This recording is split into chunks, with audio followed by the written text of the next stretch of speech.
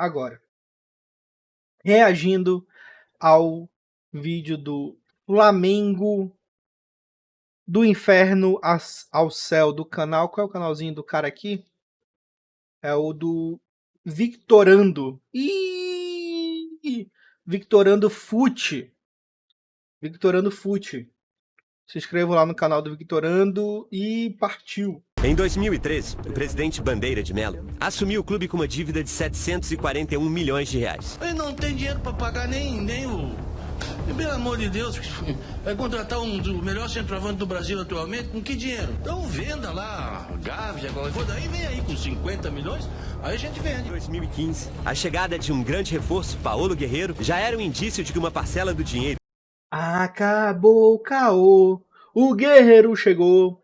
O Guerreiro chegou, oh, oh. É nóis, caralho, vamos. Começava a ser direcionada para contratações de peso. O que está acontecendo aqui no Flamengo é exatamente o seguinte: acabou o dinheiro. Não tem dinheiro. Eu quero agradecer, galera, a nação rubro-negra. Essa contratação eu acho que foi aqui mais nos dias de trabalho. Sabe por quê? O Flamengo está com a diretoria que está sendo arrumado o Flamengo. Se arrumar o Flamengo, acabou o futebol brasileiro. Também acho isso. Como o Flamengo estranhamente saiu do clube... Estamos em contínua melhora. Esse que é o ponto. mais endividado do Brasil para o mais rico da América em tão pouco tempo. Cada dia que passa, o Flamengo fica... Pouco tempo não, pô. 2013. Começou em 2013. Entendeu?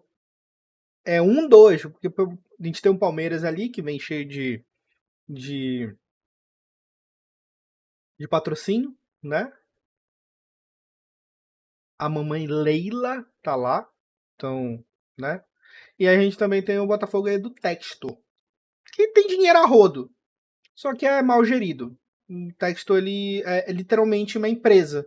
O Botafogo não tem outra função que não gerar dinheiro pra ele, e é isso. Fica mais rico. Isso desconfia e assusta algumas pessoas. Recentemente, o Flamengo anunciou as contratações de Jorginho, que já foi o terceiro melhor jogador do mundo e o melhor jogador da Europa em 2021, Saul, Carrascal, Samuel Lino por 22 milhões de euros, mais de 100 milhões de reais, o mais caro da história do clube, e por aí vai. Mas para algumas pessoas isso levanta suspeitas, dizendo que a conta não fecha. Mas há alguns anos atrás, o Flamengo estava quebrado. Em 2011, Ronaldinho dormia em beliche, dava entrevista em cadeira de bar, jogadores sendo carregados em carrinho de mão por...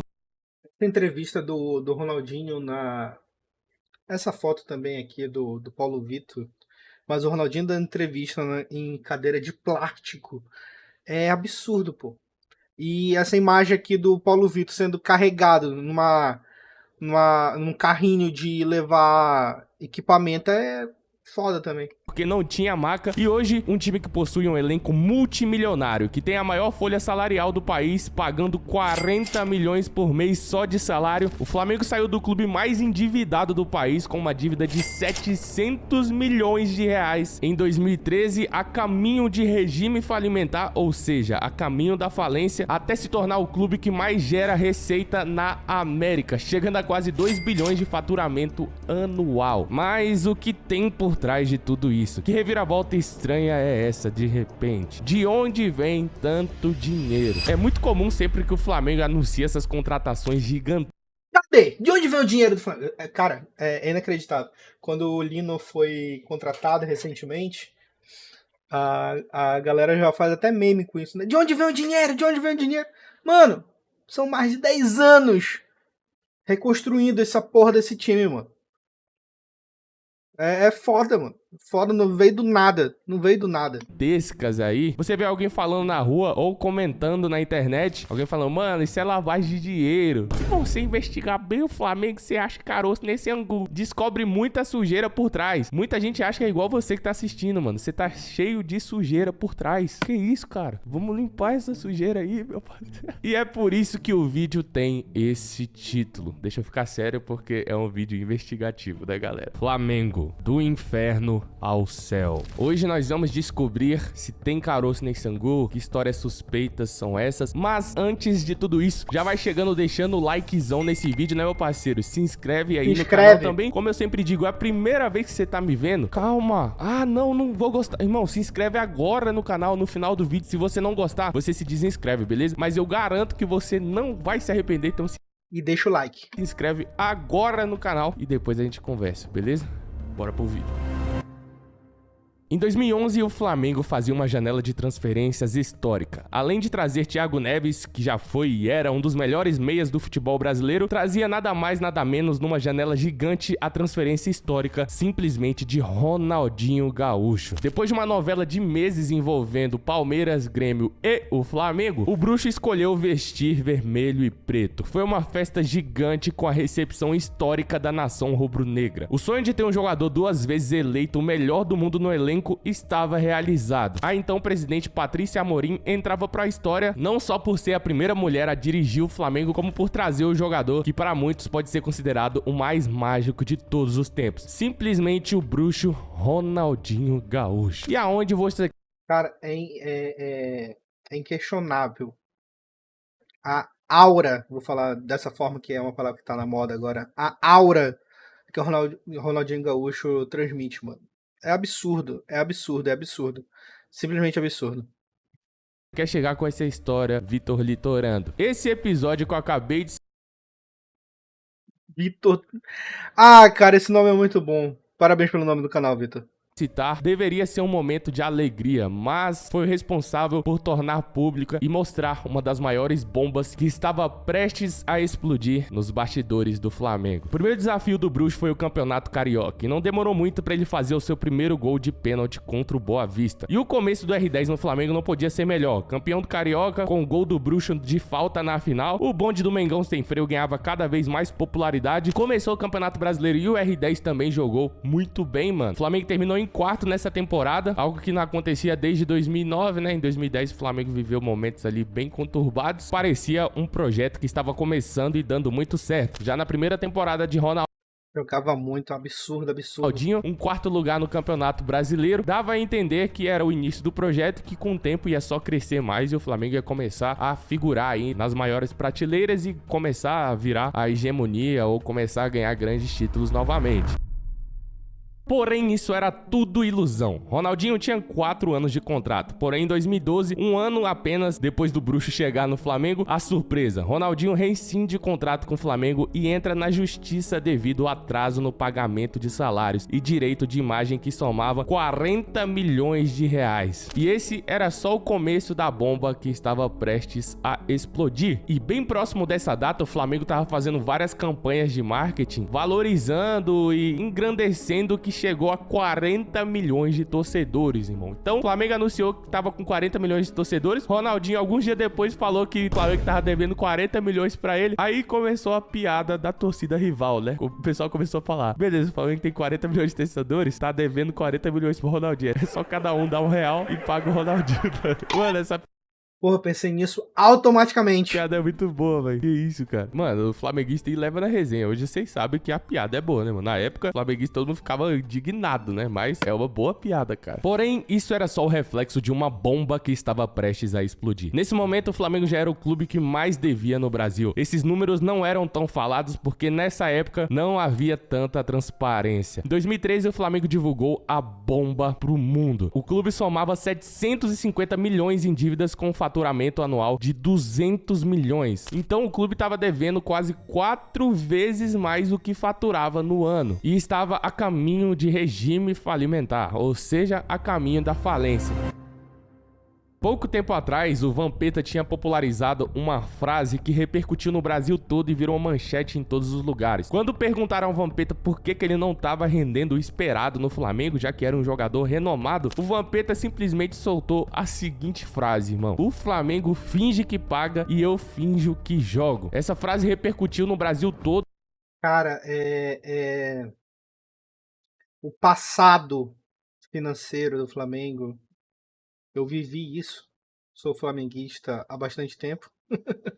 Desde quando nasci, praticamente. E, cara, essa frase do Vampeta ficou durante muito tempo. E durante um momento da minha vida,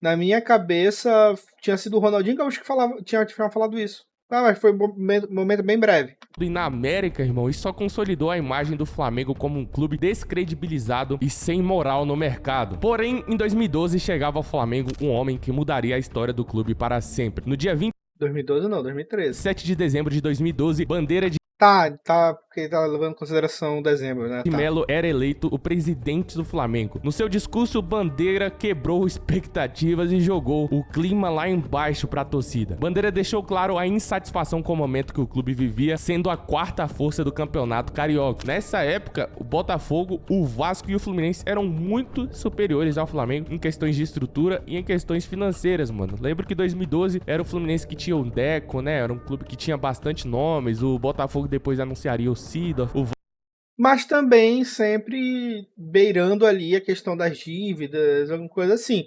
Então, a gente não leva tão em consideração assim essa questão, essa comparação financeira aí com esses outros 3 times, não. O Vasco tinha um elenco absurdo, né? Com Diego Souza, Dedé, Éder Luiz. Foi um dos últimos grandes times aí muito competitivos do Vasco. Bandeira de Melo, no seu discurso, disse que a prioridade do Flamengo e apanhava pro Flamengo era se recuperar financeiramente, custe o que custar. Porém, Bandeira de Melo soltou uma frase que contrariou muito o seu mandato e jogou a torcida logo de cara contra ele, já que as pessoas não entendiam de gestão financeira, nem entendiam de nada em relação a isso, né? O brasileiro não é muito bom em gestão financeira, né, rapaziada? Vamos deixar isso bem claro, né? É um país que tem grande parte da sua população aí sem ter essa instrução, né, mano? Instruções financeiras.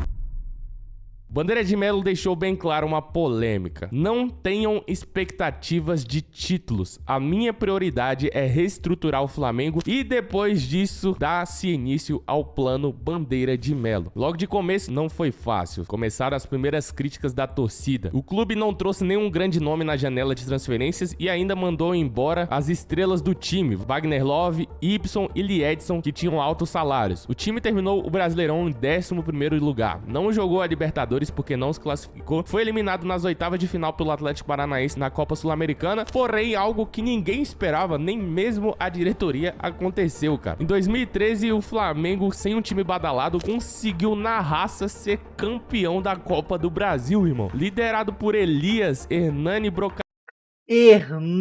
Brocador, mano. O que eu achava absurdo que esse cara fazia de gol era sensacional. O Elias, ele merecia uma outra passagem pelo Flamengo, cara. Depois ele merecia uma outra passagem pelo Flamengo. Paulinho. O Flamengo foi Paulinho, 762. Ai, eu queria me lembrar a numeração do bonde da Estela. Campeão naquele ano, eliminando o time mais forte no Brasil no momento, que era o Cruzeiro. Quem não lembra daquele golaço do Everton Ribeiro ali no jogo de ida da Copa do Brasil, né, irmão? Que ele pega o Luiz Antônio, dá um Caraca, foi nessa época. Chapéu e dá uma bomba lá no canto do Felipe sem chance pro goleiro. Foi um Ele repetiu ele fez um bem parecido no Flamengo. Dos gols mais lindos aí do campeonato da Copa do Brasil e do futebol brasileiro na época, né, mano? O Flamengo conseguiu eliminar o Cruzeiro naquela ocasião no jogo da volta e acabou sendo campeão naquele ano no primeiro mandato do Bandeira de Melo. Isso não era pra acontecer, rapaziada, entre aspas, não tava nos planos da diretoria ser campeão de nada, mas se aconteceu foi uma bênção e isso deu uma aliviada ali. Se hoje o Flamengo consegue estar nessa fase, muito se deve a esse título de 2013, porque esse título deu uma aliviada na pressão, a torcida falou, não, ganhamos a Copa do Brasil, o time tá andando, o Flamengo vai se recuperar. Isso deu uma aliviada no Bandeira de Melo. Tipo assim, a galera falou,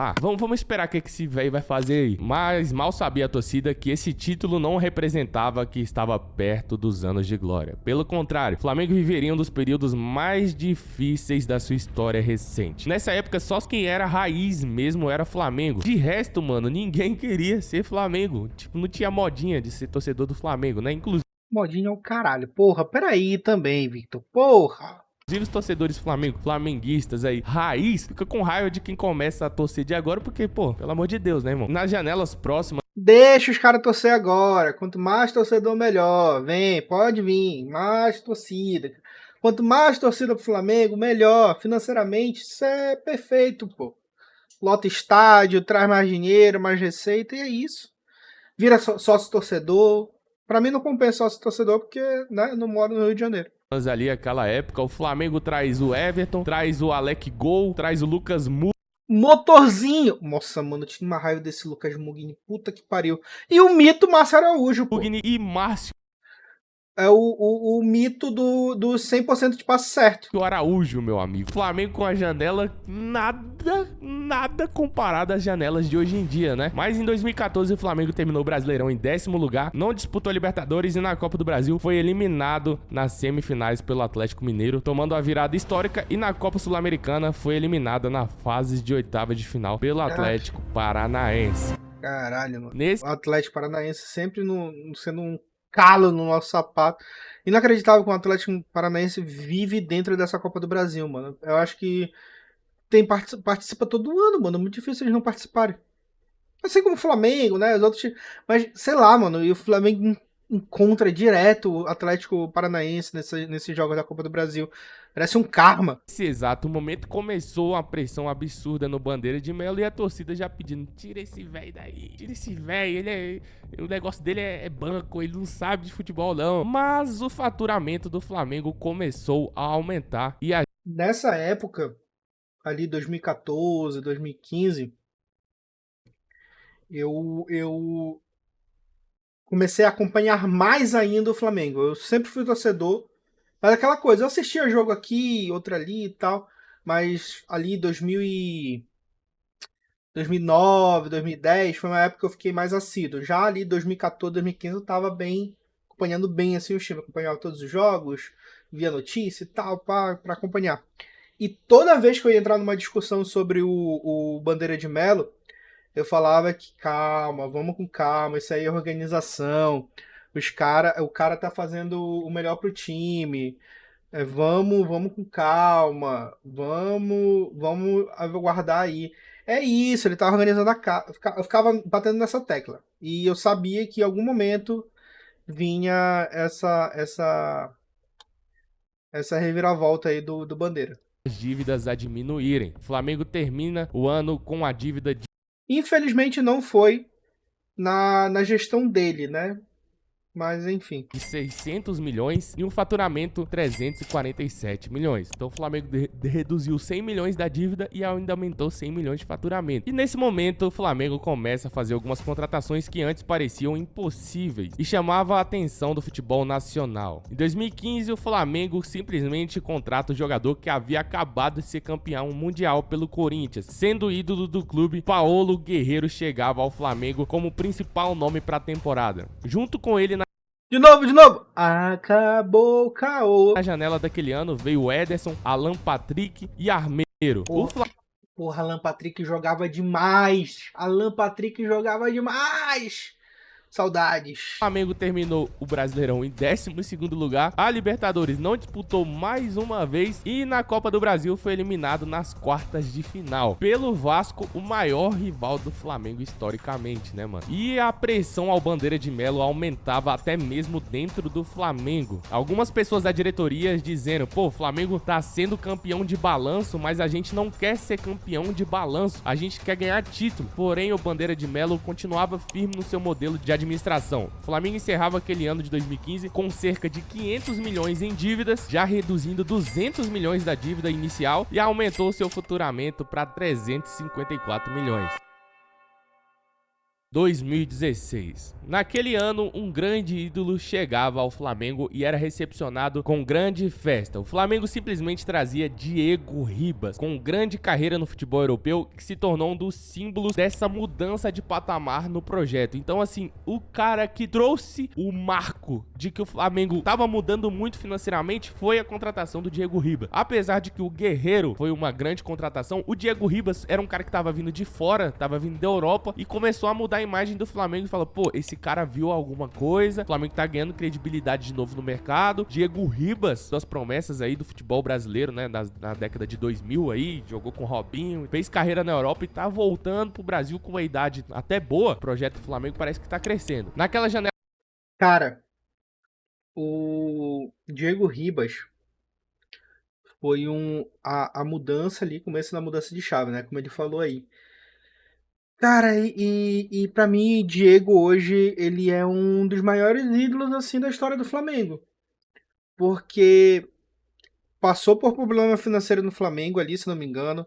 Levou tapa de soco de torcedor. Toda vez que tinha coletiva de imprensa, ele metia a cara a tapa ali pra falar. Então, assim, cara, o Diego é fora da curva, assim, de jogador íntegro, sabe? Que realmente foi Flamengo até até o final. Até hoje, né? Acho que se falar em identificação, assim, ele tem uma identificação muito maior com o Flamengo do que com o próprio Santos, que ele foi que foi da base, né? Ali Santos com Robinho e tal. Diego e Robinho ali no Santos era absurdo. Mas hoje, com certeza, se perguntarem pra ele, ele tem uma identificação muito maior com o Flamengo. Pelo Flamengo E aqui, um parêntese, tá? Muito grande agora. O que eu tinha raiva desse Rafael Vaz não tá escrito. trouxe Hever, Rafael Vaz e o mais lindo de todos, Rodilindo. Esquece o Pretinho Rode. Mas dentro de campo, naquele ano o Flamengo mais uma vez não disputou a Libertadores. Na Copa do Brasil foi eliminado nas oitavas de final pelo Fortaleza e na Copa Sul-Americana eliminado nas quartas Ô, Muralha. Ô, Muralha. de final pelo Palestino do Chile. No Brasileirão, o Flamengo conseguiu um feito que não acontecia há muito tempo. Terminou em terceiro lugar, algo que não acontecia há pelo menos 7 anos. O Flamengo terminou 2016 com a dívida em 420 milhões e um faturamento aproximadamente de 510 milhões. Pela primeira vez em muito tempo, o Flamengo encerrava uma temporada com um faturamento maior do que a sua dívida, entrando mais dinheiro do que saindo. E com isso, Bandeira de Melo sempre procurando novas formas de receita. Toda essa recuperação que o Flamengo teve financeiramente em 3 anos foi absurda e só foi possível devido à gestão e principalmente pelo maior patrimônio que o Flamengo tem como clube, a sua torcida. O Flamengo teve recorde de bilheteria e sempre foi o clube que mais recebeu com direitos de transmissão, justamente pela enorme audiência que o Flamengo traz nas transmissões. Aí é algo que, assim, não tem como discutir, né, rapaziada? O Flamengo, todo jogo, são milhões e milhões e milhões de pessoas assistindo, inclusive. Porra, Everton Motorzinho, ó. Sumiu, né? Depois sumiu. Foi pro São Paulo e sumiu. Em 2017, o Flamengo trouxe Everton Ribeiro, Caralho, Everton Ribeiro, mano. Berril! Berril, que saudade do. Mano, eu tinha uma coisa com o Berril, lá ele, num quesito de esperança. Mano, pra mim o Berril era muito pica, mano. Pra mim era um jogador a nível de Usain Bolt de corrida, assim. Por ele correr, eu gostava muito dele. Por ele correr muito, eu gostava muito dele. Porque ele chegou com essa questão do correr, né? Então, pra mim era absurdo. O Everton Ribeiro sem, né, o Sub-Zero da Gávea, pô. Abraço do pilote. Abraço do pilote. Saudade. Nunca mais fez a redublagem lá do Flamengo. Ele largou ali de mão, que a página dele caiu, é foda também, né? Um abraço do pilote. não foi campeão do Brasileirão, foi eliminado na Libertadores na fase de grupos e na Copa do Brasil. Nossa, esse jogo aí da Libertadores com esse time aí, esqueci o São Lourenço. Mano, a cara do Rafael Vaz que ele faz no gol que elimina, o segundo gol, eu acho, é impagável. Acho que foi um dos momentos que eu mais tive raiva dele. Porque ele apareceu. O Brasil foi vice-campeão, perdeu pro Cruzeiro na final. E a porra desse Muralha que só pulava pro lado direito, só pulava pro lado direito. Ai, cara, olha, essa disputa de pênalti foi uma das disputas de pênalti que eu mais passei raiva na minha vida. Eu tava pra entrar na televisão, mano. Na Copa Sul-Americana, vice-campeão também, perdeu pro Independente. Mas na dívida do Flamengo tinha sido reduzida para 375 milhões e o faturamento aumentou para 648 milhões, quase o dobro da dívida. E aí entramos em 2018. Em 2018, o Flamengo começava ali a base e o surgimento de um Vini Júnior, dos times mais vitoriosos da história do Flamengo. Em 2018, o Flamengo trouxe na janela. Esquece, ó. Ceifador aqui, ó. Esquece. E o Liro Tiriça, né? Mano, o que esse Vitinho é preguiçoso. Puta que. Ai, mano. O Vitinho era uma relação de amor e ódio. Porque tinha um momento que eu gostava muito dele, que ele fazia umas jogadas absurdas de drible e tal. Ele fazia parecer muito fácil. Mas ele corria e se movimentava com o freio de mão puxado, pô. Henrique Dourado, Vitinho, Um dos maiores batedores de pênalti da história do futebol brasileiro, Henrique Dourado.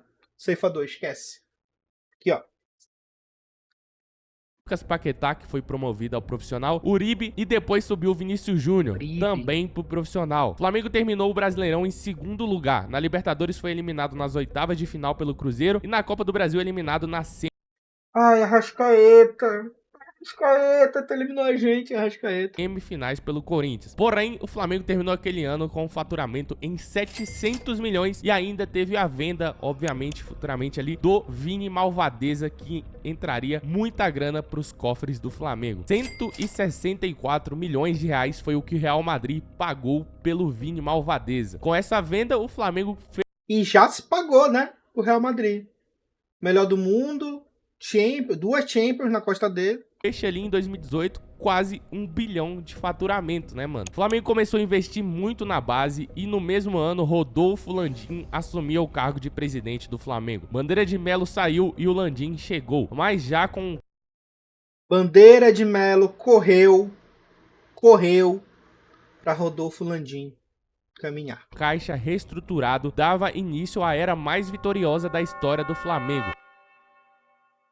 Logo no seu primeiro ano, em 2019, Rodolfo Landim fazia a maior e melhor janela de transferências da história do Flamengo até então. Trouxe Arrascaeta por 63 milhões, que na época foi a maior contratação da história. Bruno Henrique, Gabigol por empréstimo, Rafinha sem custo de transferências, Felipe Luiz, Rodrigo Caio e Pablo Mari. E claro... Absurda essa janela de transferência. Absurda. Pra época, absurda. O técnico Jorge Jesus com o maior salário da história de um treinador no futebol Antes foi o Abel, né? Antes do Jorge Jesus, se não me engano, foi o Abel. Brasileiro. E o resto vocês já sabem, né? Campeão carioca, campeão da Taça Guanabara, o Campeonato Brasileiro, Libertadores, Supercopa do Brasil e Recopa Sul-Americana. O time terminou aquele ano com mais títulos do que derrotas e com o recorde de vitória da história dos pontos corridos naquela época. Com a média de público no Brasil, cerca de 60 mil torcedores por jogo no Maracanã, 120 milhões de premiação e um faturamento de cerca de 950 milhões naquele ano, quase 1 bilhão de reais. Em 2020, 21, 22, 23, 24, o Flamengo superou a marca de 1 bilhão em faturamento. Tudo isso é disponível de acesso ao público no portal de transparência do Flamengo, beleza, rapaziada? Em 2023, o Flamengo já ostentou ali em suas contratações, mas não conseguiu grandes títulos, né? Foi um dos piores anos da história do Flamengo reestruturado. Disputou tudo, mas acabou não ganhando nada. Mas em 2024, o Flamengo passa por muitas polêmicas. 2023 foi um ano atípico. De 2019 pra cá, 2023 foi um ano atípico, mano. Que só tava vindo de glórias, né? Libertadores ali, 2019 foi o auge, o ápice de tudo. 30 e poucos anos depois, acho que foi 35 anos depois, 38 anos depois. Uma Libertadores, com aquela virada absurda em cima do River Plate. E de 19 pra cá, 2023 foi um ano totalmente atípico. Totalmente. Se possível, esquecível. Mas consegue ser campeão da Copa do Brasil. Na janela de 2024, o Flamengo traz Alcaraz, Alexandro, Michael, Gonzalo Plata e ainda nós temos as contratações que foram feitas na janela anterior. Luiz Araújo, Cebolinha e todos os outros craques que compunham o elenco do Flamengo naquela gestão. E em 2024, o Flamengo termina com Não falou do Pedro, né? O Pedro veio também nessa janela de transferências aí. Quase 2 bilhões de faturamento e inicia 2025 fazendo essa janela que você está vendo aí agora. Samuel Lino, Jorginho, Saul. E a tendência, rapaziada, é que o Flamengo a cada ano fique num patamar gigantesco. Então, pra quem torce contra o Flamengo, mano, infelizmente, pra vocês, o Flamengo ainda tem a tendência de só crescer. Mas outro patamar, como diz nosso amigo de Bet. BH27. Tudo isso é possível e deve ser agradecido ao presidente Bandeira de Melo, que mudou a história do clube e a mentalidade do clube para um clube de gestão, para um clube que age da maneira que deve agir. Um clube que age com transparência e tendo uma gestão profissional. O Flamengo acaba de meter uma goleada histórica no Vitória e faz uma campanha absurda, superando até os números de 2019 com Jorge Jesus. O técnico Felipe Luiz conseguiu montar um elenco extremamente competitivo e que hoje é favorito na América do Sul, na Copa Libertadores e favorito no Brasileirão. Mas vamos ver o que vai dar, né, rapaziada? Futebol é jogado, o dinheiro não entra em campo, é jogo a jogo, né, irmão? Conclusão: de onde vem o estranho e suspeito dinheiro do Flamengo? Ponto importante. E aí eu preciso saber da opinião de vocês. O Flamengo de hoje é melhor que o Flamengo de 2019.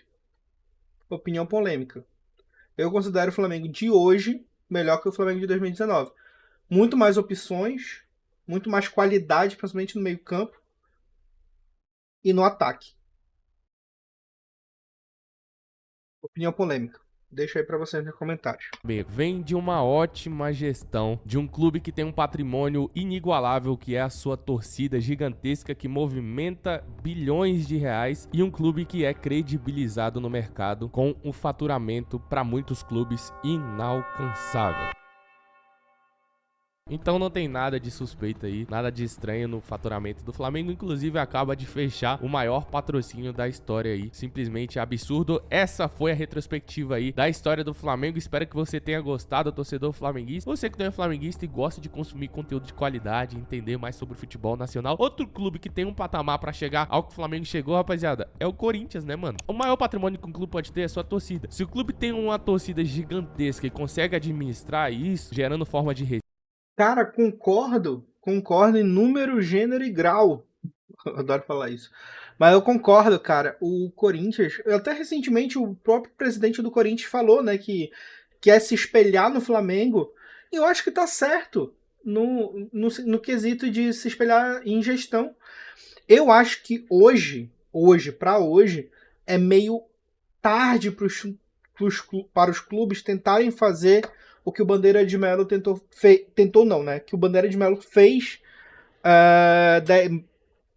13 anos atrás, né? 12 anos atrás, enfim. Cara, eu acho meio difícil fazer hoje. Hoje o futebol tá muito mais imediatista do que 2013 pra cá. 2013 ali, né? O ano que o Bandeira assumiu. Então, algum time de futebol tentar fazer isso é muito arriscado. Muito arriscado. Até porque hoje, com a questão de SAF e até alguns outros times, por exemplo, o Mirassol agora na Série A. O Mirassol ele teve uma gestão legal e isso melhorou o clube. Eu só tô me ajeitando aqui, desculpa. O Mirassol teve uma gestão legal com um valor muito baixo de investimento, porque foi a venda do Luiz Araújo, que ele tinha uma porcentagem, que o Luiz Araújo surgiu no Mirassol, se não me engano, foi pro São Paulo, e o São Paulo vendeu ele pra fora. E aí, nessa venda, rendeu 10 milhões, ou foi 12 milhões de reais pro Mirassol, e ele investiu lá dentro do clube, totalmente dentro do clube, em estrutura, melhoria ali do CT e tudo mais, e isso vem impactando agora. O Mirassol foi numa crescente e hoje tá ali no meio da tabela da Série A, não cai esse ano, tenho certeza, muito difícil o Mirassol cair. Acabou de aplicar uma goleada agora no... Caramba, não foi no Santos? O último jogo do Mirassol foi 5-1 em cima do Bahia. Não foi timezinho, né? O Bahia também é outro que tá estruturado, tá com um time ok. Tá com um time estruturado, tá com um time ok, e não é um timezinho, entendeu? Não é, por exemplo, o Flamengo que meteu 8-0 em cima do... que tá mal das pernas, tá lá na parte de baixo da tabela, mas o Flamengo fez sua parte, né? E o Mirassol fez agora uma goleada muito, muito impactante em cima do Bahia. Vamos continuar aqui. receitas e sem fazer aquela, você sabe, né? No clube, o clube tem a tendência a crescer muito, irmão. Então, o Corinthians tem patamar pra chegar perto do Flamengo aí, pra alcançar o Flamengo. São Paulo tem uma enorme torcida, era um clube que tinha uma gestão absurda. O Vasco também tem uma torcida gigantesca, o Palmeiras também. Então, o futebol brasileiro tem muito a crescer. Com essa crescente do Flamengo, isso é bom pra todos os clubes, porque isso traz mais profissionalismo, né, mano, pras outras gestões. Se um clube se destaca muito, os outros falam, pô, por que a gente não consegue se a gente tem tal torcida? Aí começa a vazar uns escândalos, aí o clube começa a crescer. Então, por exemplo, o que aconteceu no Cruzeiro é absurdo, pô. O Cruzeiro tava na iminência de falir. Falir mesmo. E isso é absurdo, pô. Absurdo mesmo. Porque um clube do tamanho do Cruzeiro... E vamos lá, o Cruzeiro é o maior de Minas, né? Chupa galo. Mas assim, o Cruzeiro, ele é hexacampeão da Copa do Brasil, né? Não é qualquer time, pô, que ganha 6 vezes um campeonato difícil como é a Copa do Brasil. E chegar na iminência de falir. A galera do Cruzeiro queria falir pra começar do zero. E isso é absurdo, pô. E aí foi descoberto todo o esquema de corrupção lá dentro, polícia, caramba 4. Então, assim, o Flamengo ele deveria ser usado como exemplo. Um negócio que os times preferem ver ele como rival. Em tudo. quando um clube como o Flamengo começa a crescer assim no Brasil, é muito bom pra liga, cara. Infelizmente no Brasil a gente não tem essa mentalidade. Lá nos Estados Unidos eles fazem muito isso. Tipo, pô, clubes todos dos Estados Unidos se reuniram pra trazer o Messi por Inter Miami, porque isso era bom pra liga. O crescimento do Flamengo, o crescimento do Palmeiras, isso é bom pra liga. Mas espero que você tenha gostado. Se inscreve aí no canal do Vitorando, deixa o seu like, meu parceiro. Espero no próximo vídeo aqui, beleza? Até a próxima, valeu, fui, tchau. Cara, vídeo muito bom mesmo. Parabéns aí. Muito bom o nome do canal dele, Victorando. Parabéns, cara, Victorando Foot. Parabéns pelo vídeo, cara, muito bom mesmo. Mas eu acho que é isso, cara, que é isso. O Flamengo deveria sim ser utilizado como exemplo, mas acontece que não é mesmo. E hoje, financeiramente falando, o Flamengo é o time mais rico do Brasil. Em questão de estrutura, dinheiro, que não depende de patrocinador, é diferente do Palmeiras, com a tia Leila lá, do Botafogo com o Textor. E, assim, é absurdo que o Bandeira fez em um curto espaço de tempo. Foram 2 mandatos ali dele, lutando muito para não ter essa queda, porque ele ia cair várias vezes e não caiu. Eu sempre defendi essa gestão do Bandeira. Eu sempre defendi porque eu sabia que vinha coisa boa pela frente. Eu acreditava que vinha coisa pela frente e veio. Eu tive a oportunidade de ver uma Libertadores pela primeira vez.